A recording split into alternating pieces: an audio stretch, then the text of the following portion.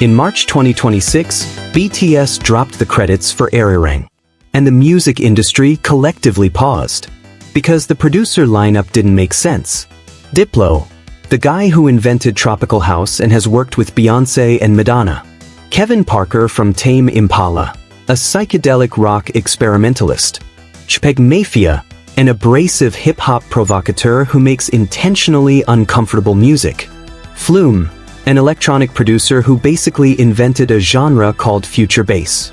These are not people who typically work together. These are not people who typically work with K-pop. And yet there they were, all credited on the same album.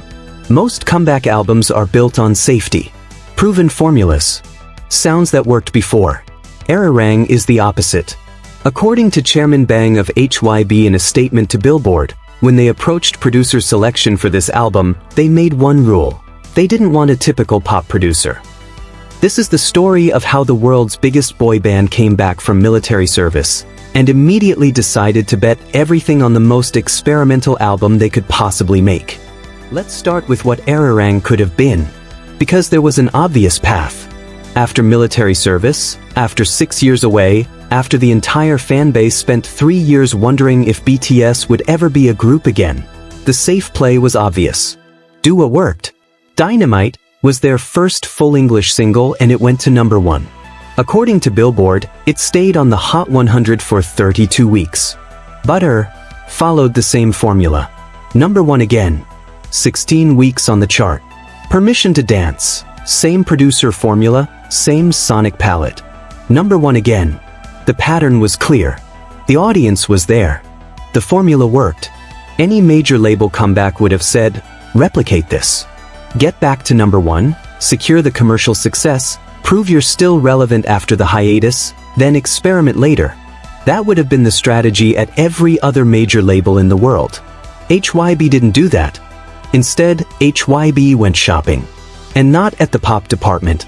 According to Broadway World and an interview Diplo gave in March 2026, HYBE's Chairman Bang approached Diplo in November 2024, before any other producer was locked in. The conversation went like this. According to Diplo, Bang said they didn't want a typical pop producer. They wanted someone who would take chances. Someone who could help them build a project left of center and rebellious. He said, let's do something revolutionary. Left of center. Rebellious. Revolutionary. Not words you use when you want to replicate Dynamite. Then they added Kevin Parker. Kevin Parker is Tame Impala. He's a psychedelic rock artist who works with live instrumentation, reverb, and ambient textures. According to the Korea Times, Parker produced Merry Go Round, one of the most intimate, introspective songs on the album.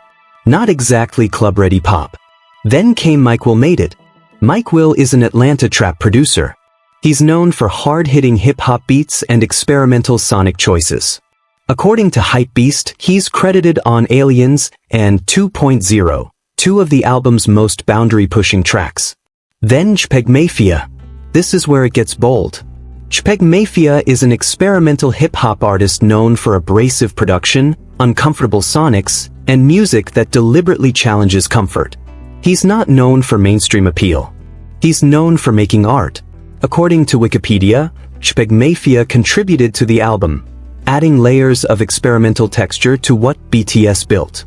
And Flume. Flume basically invented future bass, a genre that most people have never heard of.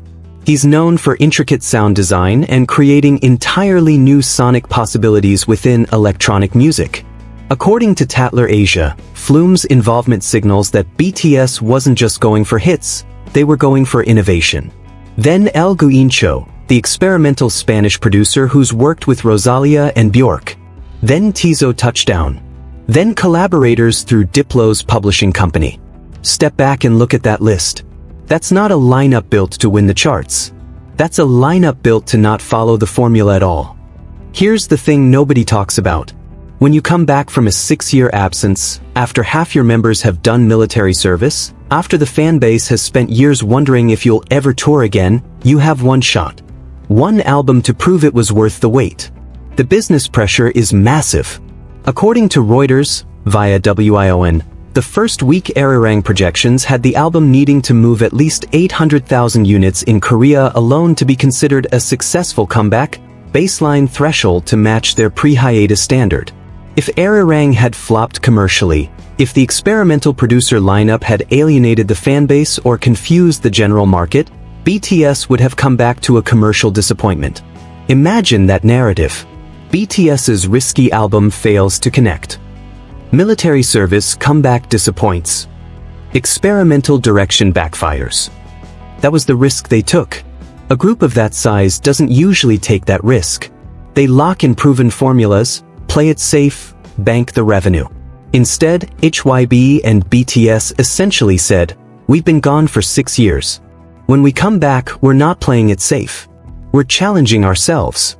According to K Hallyanus, the Arirang album credits and producer selection immediately sparked conversation across the industry, not just among fans, but among music professionals asking, why would they do this? The answer is implicit in every interview Diplo and other producers gave. They were given one directive: don't make a typical comeback album. The album dropped March 20th, 2026. And then something happened that the safe play wouldn't have achieved. According to Wikipedia, Arirang debuted at #1 in over 25 countries. Not just hit the chart, absolutely dominated it. It became one of the best-selling albums of 2026. On Spotify, according to the Honeypop, Arirang became the most streamed K-pop album in a single day in platform history. The album that was supposed to be a risky commercial gamble turned into exactly what a comeback should be: culturally significant, commercially massive, and artistically uncompromising. But here's what's deeper. According to Rolling Stone Philippines, critics praised Arirang specifically for its artistic growth and willingness to experiment, the exact opposite of what a typical comeback would get praised for. The risky choice became the smart choice. And in doing that, BTS proved something about how comeback albums don't have to be about replicating success. They can be about stepping forward. There's a principle in business called playing it safe. It means do what worked before, minimize risk, maximize return. Most comeback albums follow this principle. BTS didn't. According to Chairman Bang's statement to Billboard, when you have an audience as loyal as ARMY, the real risk isn't experimentation, it's betraying that loyalty by giving them something formulaic. We could have played it safe, he essentially said. We chose to evolve instead. That's the whole philosophy behind Arirang's producer selection. Every experimental choice, Diplo's rebellious approach, Kevin Parker's psychedelia, JPEGMAFIA's abrasiveness, Flume's sound design, wasn't a bet against the fanbase. It was a bet on them. A bet that ARMY didn't want them to play it safe. A bet that after 6 years of waiting, the fanbase wanted to see BTS challenge themselves, not repeat themselves. And according to every chart, every stream count, and every critical reception, that bet paid off. Not because the formula was perfect, but because they refused to use a formula at all. What surprised you most about the Arirang producer lineup? Drop your answer in the comments. Subscribe. Next video, we break down what each producer actually brought to the album.